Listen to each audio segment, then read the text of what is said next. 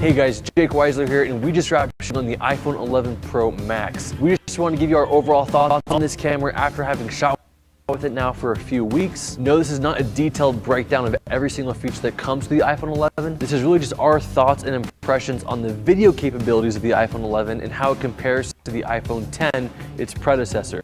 The footage you just saw was shot entirely on the iPhone 11 by our team, mostly on the FreeFly Movi, which is one of our go-to phone stabilizers, but some of those shots were also shot handheld, which brings us to our first big improvement from the iPhone 10 to the iPhone 11 is the image stabilization. It does a great job when shooting at keeping everything very buttery smooth. This was especially helpful when using the telephoto lens because every little movement was smoothed out beautifully. Apple continues to improve their stabilization every single year, making it super practical for shooting handheld if needed. So now let's talk about the biggest new feature that comes to the iPhone 11, which of course is having 3 lenses. When it first came out, the internet went to town on this look, saying it looked like a stovetop and a bunch of other things. The image is great on all 3 lenses, but if I had to choose the softest lens of the 3, I'd say it's the ultra-wide lens, the 13mm. Because it's so wide, you will see a lot of distortion in this lens, but our team still loved using it, and yes, like every lens, it has a place. So while it is a great option and a great tool to use in certain situations, it wasn't my favorite, and I wouldn't really recommend using it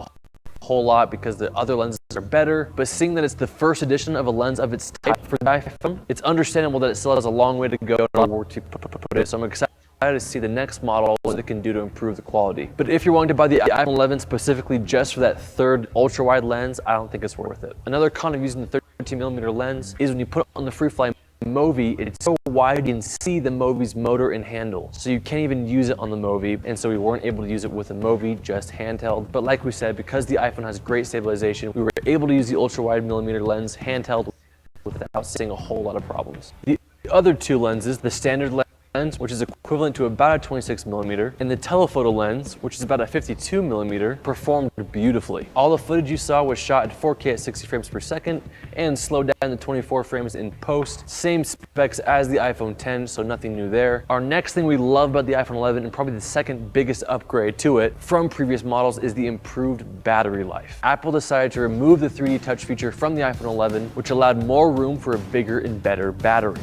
Shooting 4K at 60 FPS and using a third-party app tends to eat your battery up quickly. For that recent shoot, we used it for 3 straight hours, and by the end of the shoot, we ended the day on a 50% charge. This is probably the biggest improvement from the iPhone 10, and the main reason we'd recommend upgrading from the iPhone 10 to the iPhone 11. With the iPhone 10 on a normal day, my phone would usually die around 8 or 9 p.m. Whereas with the iPhone 11, by the end of the day, I'm usually at 30 to 40% charge. So I definitely love this feature, and I'm super excited they decided to go away from the 3D touch to improve the battery life because that's what we all care about more. So if you're wanting to upgrade from the iPhone 10 to the iPhone 11 solely for the battery, it's worth it. Another pro with the iPhone 11 and any smartphone in general is the versatility it comes with in regards to filmmaking. It's so easy to travel with, and you can set it up and shoot within seconds and produce incredible work as opposed to carrying around your DSLR, setup, or cinema cameras. Obviously, the iPhone quality isn't as good as a DSLR or cinema camera, and it still won't be taking over as our go-to camera for professional work, but it's incredible for run and gun shooting, vacations, and even small projects. The quality, versatility, and practicality of the iPhone is unmatched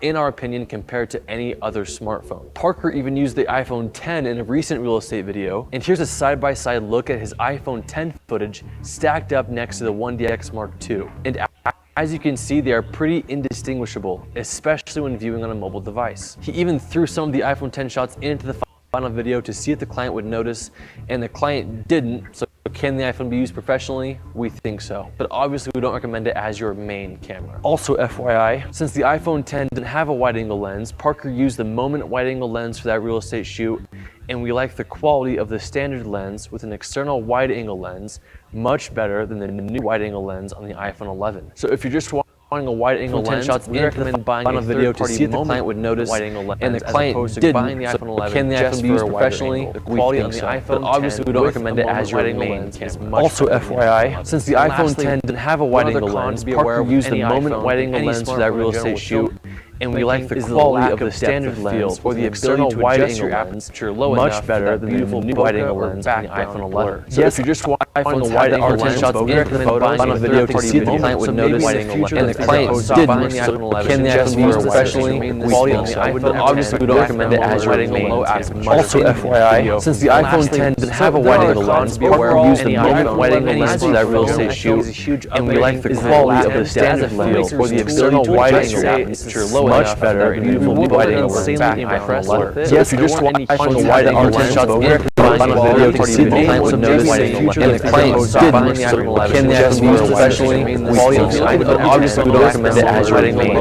Also, FYI, since the iPhone 10 doesn't have a wide-angle lens, we're using the moment wide-angle lens for that real estate shoot, and we like the quality. That softer wide-angle lens, then the iPhone 11 is a great choice. But I am excited to see what Apple can do now that they've started on this 3-lens venture. I'm excited to see their next models and their next upgrades, because if Apple's proven anything, it's just that they continually get better. With that said, guys, we hope you enjoyed our impressions on the iPhone 11 Pro. And again, like always, if you want to learn how to create videos like we do, check out the link below and join our online community of over 11,000 students who are all becoming professional filmmakers and living their dream. Because when you're just starting out, it doesn't matter what camera you have. The important thing is to start creating content and improving your skills. So if you just have an iPhone or a small crappy DSLR or a professional cinema camera, the course is built to help you learn and grow as a filmmaker with other filmmakers around you to run a successful production company. Or if you just want to see a free preview of what the course is like, feel free to click the